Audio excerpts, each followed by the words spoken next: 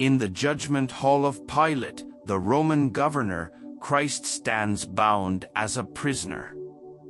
About him are the guard of soldiers, and the hall is fast filling with spectators.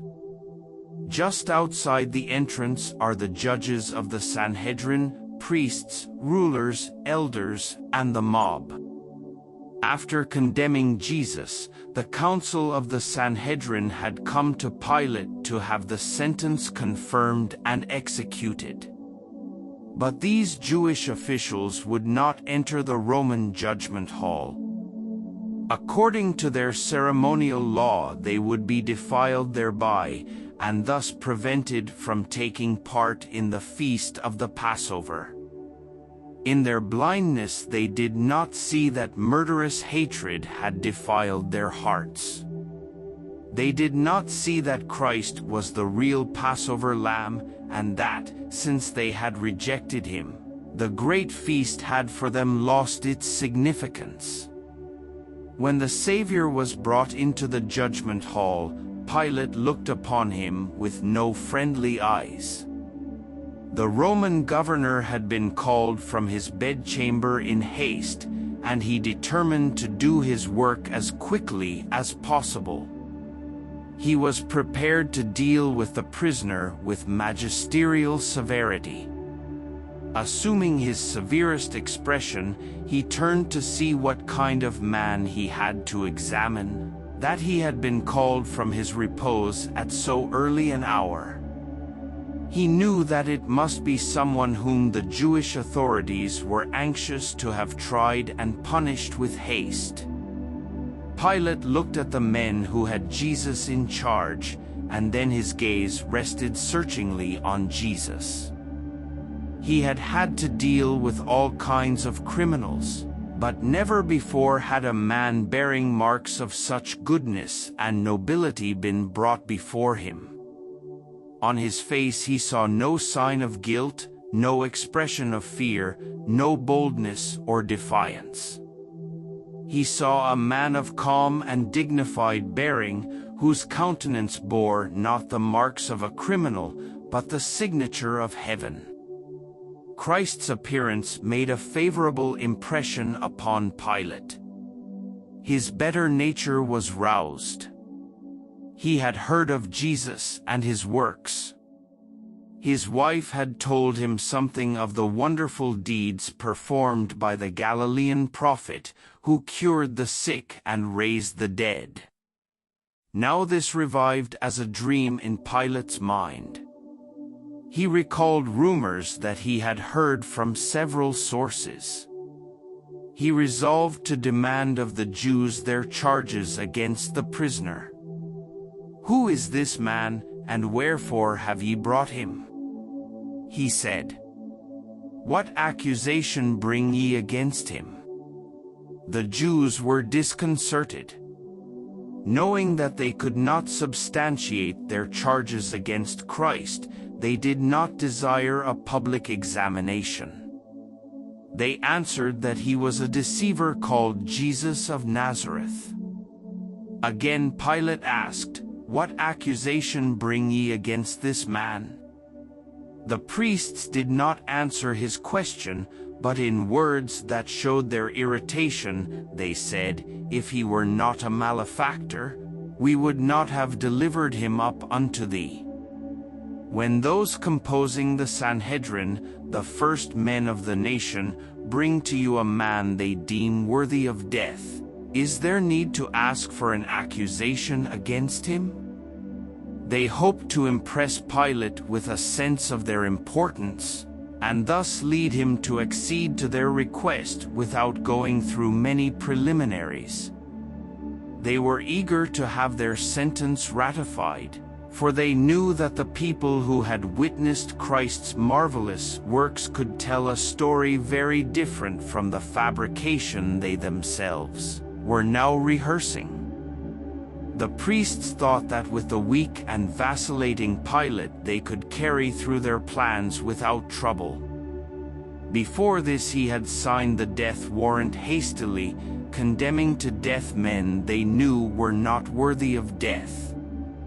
In his estimation, the life of a prisoner was of little account.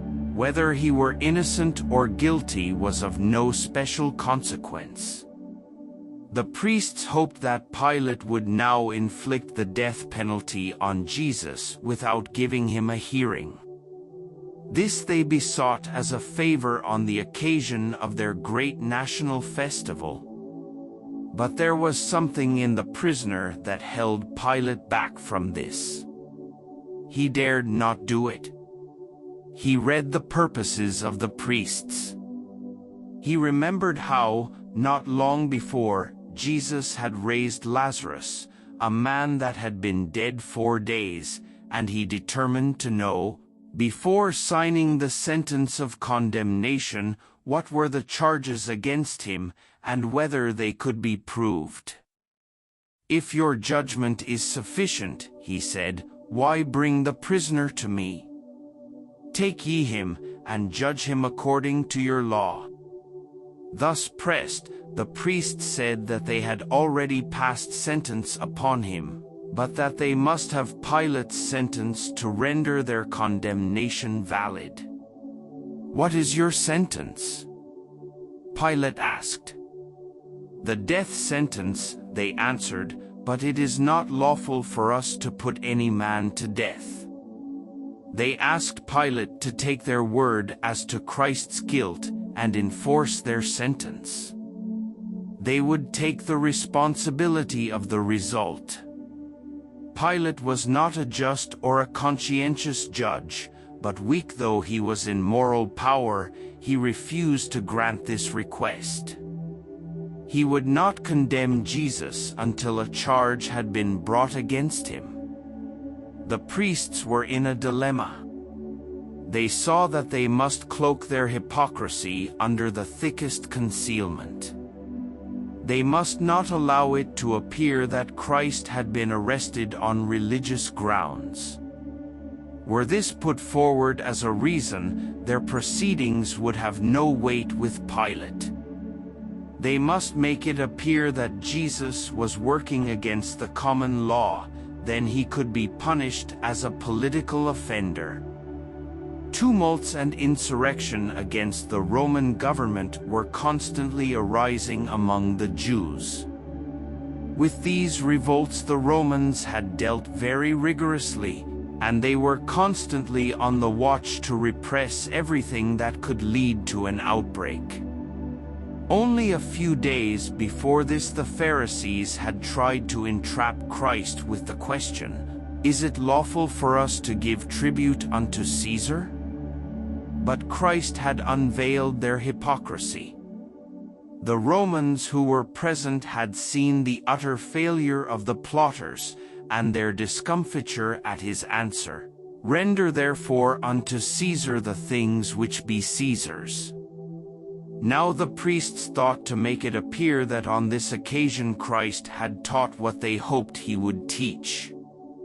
In their extremity they called false witnesses to their aid, and they began to accuse him, saying, "We found this fellow perverting the nation, and forbidding to give tribute to Caesar, saying that he himself is Christ a king." 3 charges, each without foundation. The priests knew this, but they were willing to commit perjury could they but secure their end. Pilate saw through their purpose. He did not believe that the prisoner had plotted against the government. His meek and humble appearance was altogether out of harmony with the charge. Pilate was convinced that a deep plot had been laid to destroy an innocent man who stood in the way of the Jewish dignitaries. Turning to Jesus he asked, "Art thou the King of the Jews?" The Savior answered, "Thou sayest it." And as he spoke, his countenance lighted up as if a sunbeam were shining upon it. When they heard his answer, Caiaphas and those that were with him called Pilate to witness that Jesus had admitted the crime with which he was charged. With noisy cries, priests, scribes, and rulers demanded that he be sentenced to death. The cries were taken up by the mob, and the uproar was deafening. Pilate was confused. Seeing that Jesus made no answer to his accusers, Pilate said to him, "Answerest thou nothing?